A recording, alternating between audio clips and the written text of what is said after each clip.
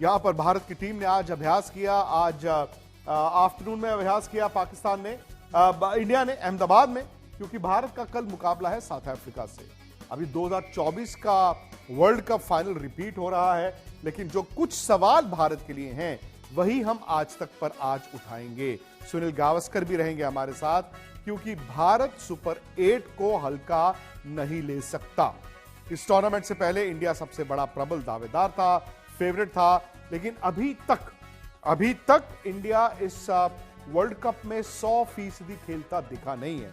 अभिषेक शर्मा 3 पारी हैं, 3 जीरो। ये भारत के लिए एक बड़ा चिंता का सबब है।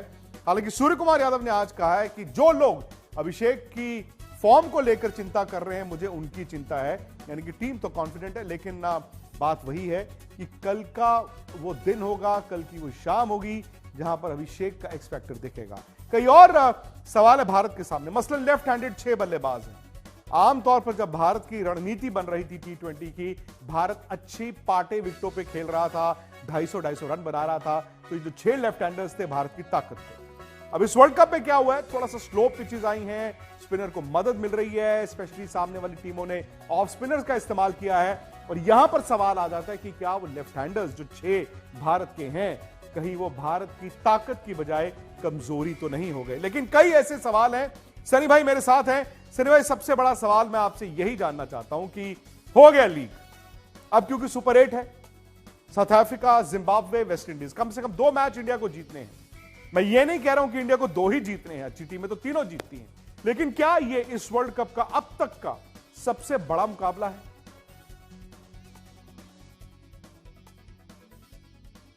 जी, आप बिल्कुल सही बात कर रहे हैं, क्योंकि शायद पाकिस्तान के बाद में अगर कोई टीम 2 टीमें भारतीय टीम को थोड़ी सी तकलीफ दे सकती है, वो है साउथ अफ्रीका और ऑस्ट्रेलिया। ऑस्ट्रेलिया तो है नहीं, ऑस्ट्रेलिया तो टूर्नामेंट के बाहर हो गई है।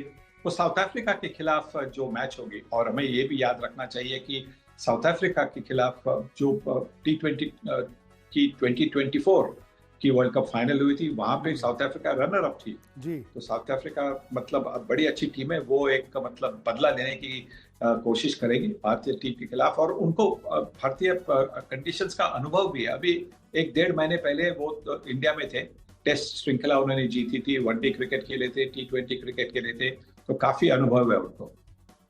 तो आज प्रेस कॉन्फ्रेंस हुई, सूर्य कुमार यादव से कई सवाल पूछे गए, लेकिन बड़ी बात यह है कि उन्होंने फिलहाल यह साफ कर दिया है कि भारत अपनी ताकत के हिसाब से खेल रहा है।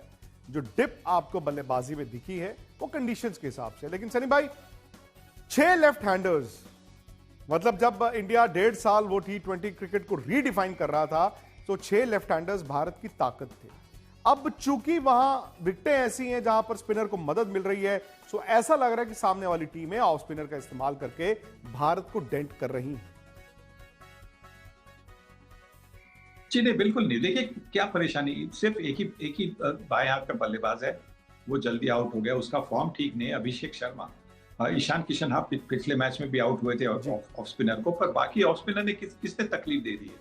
तो मुझे नहीं लगता कि उससे भारतीय टीम कुछ ज्यादा सोचेगी, क्योंकि हाँ, एक आधे बार एक आधा ऑफ स्पिनर है जो 2 विकेटें लेता है, पर सिर्फ अभिषेक शर्मा का फॉर्म ठीक नहीं है, और इसी की वजह से वो एक जल्दी विकेट गई है।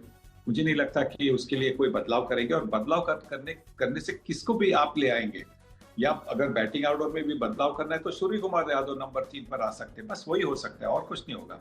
नहीं सनी भाई, उसमें यह भी था ना कि जैसे ऑफ स्पिनर, सपोज कीजिए अभिषेक आउट हो रहे हैं तो तिलक वर्मा आके फंस भी रहे हैं। तिलक वर्मा, हम ऐसा नहीं कि उनको ड्रॉप करना चाहिए, जबरदस्त खिलाड़ी है, बट इस टूर्नामेंट में वो भी उस रंग में नहीं दिखे हैं। सो एक थ्योरी ये चल रही थी कि क्या आप संजू सैमसन को 3 नंबर खिला सकते हैं, सो दैट एक लेफ्ट हैंडर की बजाय एक राइट हैंडर और आ जाए। हालांकि सूर्य से जब यह पूछा गया तो उन्होंने आज उस बात से इंकार कर दिया। देखिए, आप संजू सैमसन को कौन से फॉर्म पे आप ले आएंगे? अगर संजू सैमसन का बड़ा अच्छा फॉर्म होता तो शायद आप ये कह सकते कि हाँ भाई, उसको टीम में वापसी होनी चाहिए। पर संजू सैमसन का अभी न्यूजीलैंड के श्रृंखला में हमने देखा फॉर्म बिल्कुल खास नहीं था। तो मैंने मानता हूं कि वो उनकी वापसी हो जाएगी। और किसकी जगह हो जाएगी? बल्लेबाज तो है, बल्लेबाज तो पूरी तरह से जो है, तिलक वर्मा फॉर्म में है, रिंकू सिंह को ज्यादा मौके नहीं मिले, जहाँ पे मिले उन्होंने 2-3 छक्के लगाए, बड़े अच्छे फील्डर है। तो मुझे नहीं लगता कि बल्लेबाजी में कोई बदलाव हो सकता है। अगर कोई बदलाव करना है तो वो शायद बॉलिंग में होगा, और बॉलिंग ऑलराउंडर में होगा, जहाँ पे वॉशिंगटन सुंदर है। वॉशिंगटन सुंदर को आप 11 में खिला सकते हैं। अर्शदीप शायद बाहर जाएंगे, फिर जसप्रीत बुमराह और हार्दिक मोहम्मद सिराज शायद वापसी करेंगे, या हार्दिक पांड्या के साथ हो जाएंगे। और बाकी जो स्पिनर है अक्षर पटेल और वरुण चक्रवर्ती और वॉशिंगटन सुंदर, ये आपकी बॉलिंग लाइनअप हो सकती है। सनी भाई, अगर इंडिया में खेल रहा हो तो भाई सामने जो मर्जी टीम आप ले आए, हमेशा ये कहा जाता है कि इंडिया को इंडिया में रोकना बड़ा मुश्किल होता है, लेकिन इस वर्ल्ड कप में ये देखें ना, जहां पर थोड़ा सा पिचेस ग्रिप हो रही है, टर्न हो रहा है, वहां पर इंडिया स्ट्रगल कर रहा है। तो उस लिहाज से मैं आपसे कल के मैच के बारे में जानना चाहता हूं, उस नजर से कल के मैच को देखना चाहता हूं। देखिए, मैं आशा करता हूं कि भारतीय टीम जीत जाएगी, पर आसान नहीं बनेगा। पर यह भी आशा करता हूं कि भारतीय कप्तान जो है, क्योंकि फील्डिंग से मुझे लगता है बहुत फर्क पड़ेगा। साउथ अफ्रीका की टीम की तो फील्डिंग बेहतरीन होती है हमेशा, एक आधा फील्डर है उनका जो थोड़ा सा कमजोर है। भारतीय टीम के पास शायद 2-3 ऐसे खिलाड़ी है, उनको बाउंड्री लाइन पर आपको नहीं रखना चाहिए। आप बाउंड्री लाइन पर आपके सबसे जो तेज फील्डर है, मतलब भागने वाले, इधर उधर भागने वाले और थ्रो फटाफट करने वाले, उनको बाउंड्री लाइन पर आप रखिएगा। क्योंकि जो थोड़े से धीमे हैं उनको आप 30 मीटर की रेखा में आप ले आएंगे तो सिंगल तो लेना ही है, सिंगल तो उनके हाथों से चुराया जाएगा। पर अगर अच्छे फील्डर, जो तेज फील्डर बाउंड्री लाइन पर है, वो बाउंड्री को 2 पर रोक सकते हैं और उससे बहुत बहुत फर्क पड़ेगा। तो मुझे लगता है कि उस पर भारतीय टीम को थोड़ा सा ध्यान देना चाहिए। सर भाई, चूंकि आपने अहमदाबाद में वो आखिरी मैच भी एज कमेंटेटर कवर किया था, ऑब्वियसली आप उन कंडीशंस को बेहतर समझ भी रहे हैं, वहां पे ओस गिर रही है कि नहीं गिर रही है। अब टॉस हमेशा जब इंडिया में आप खेलें T20 में महत्वपूर्ण होता था, क्योंकि ओस गिरती थी। अब पता नहीं ओस है कि नहीं है। अब बता रहे हाइब्रिड पिच है, यानी कि ब्लैक सॉइल और रेड सॉइल का मिक्सचर होगा, थोड़ी सी बैटिंग के लिए बेहतर हो सकती है। टॉस जीतकर आप क्या करना चाहते हैं अगर आप कप्तान हो तो?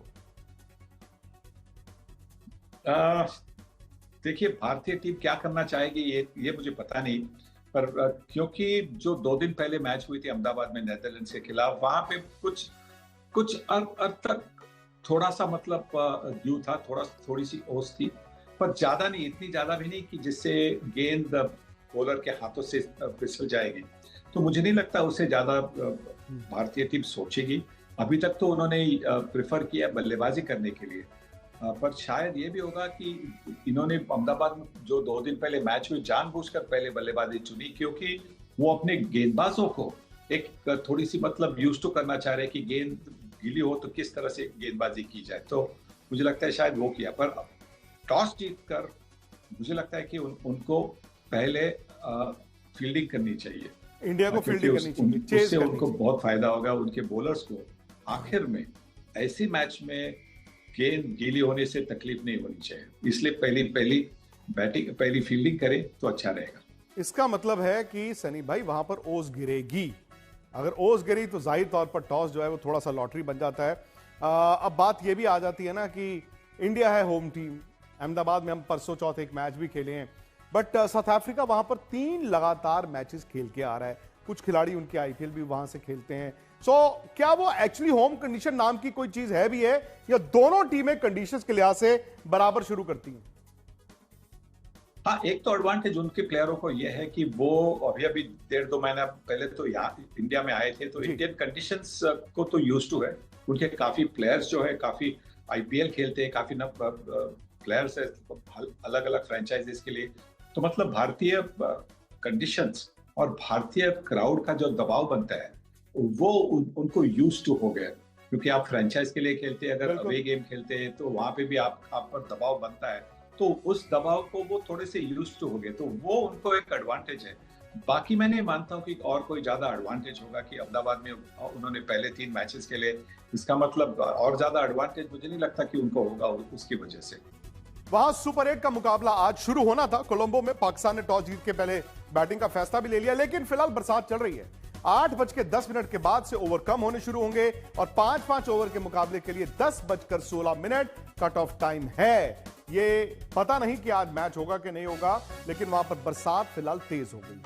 भारत की अगर हम बात करें, हम आपको सीधा अहमदाबाद भी लेकर चलेंगे। कहां? हमारे यूट्यूब चैनल स्पोर्ट्स तक पर नितिन श्रीवास्तव मेरे सहयोगी वो सीधा अहमदाबाद से जुड़ेंगे।